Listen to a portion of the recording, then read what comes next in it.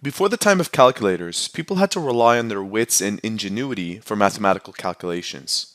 This video will explore a time when Russian peasants developed a clever method of multiplication that required nothing more than basic counting, doubling, and halving. Let's take for example how 22 and 54 would be multiplied using this technique. Begin by creating a chart with 3 columns, one for halving, another for doubling, and a third for what we'll discuss shortly. Randomly assign each of your 2 factors to one of the 2 columns.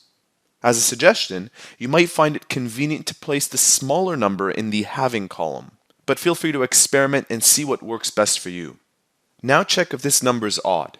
If it is, we put a plus here. Since 22 is even, we leave this blank for the first row. A plus indicates that the number in the doubled column will be added later. Half of 22 is 11, and doubling 54 makes 108. This can be done mentally.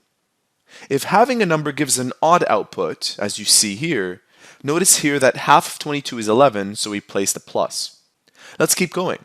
Half of 11 makes 5.5, which means we have a remainder. Simply ignore any remainder and write the whole part only. 5 again happens to be odd, so we mark this column with a plus. Doubling 108 gives 216. Half of 5 makes 2.5, so we'll ignore the remainder and write 2 only. Doubling 216 gives 432. Because 2 happens to be even, we keep the cell empty. Finally, half of 2 is 1, and doubling 432 makes 864. Since 1 is odd, we mark this column with a plus. Once you've reached 1 in the halving column, it's time to halt the cycle. For the rows marked with plus, we take the sum of the doubled numbers. Here, 108, 216, and 864 add to 1188, which happens to be the product of 22 and 54.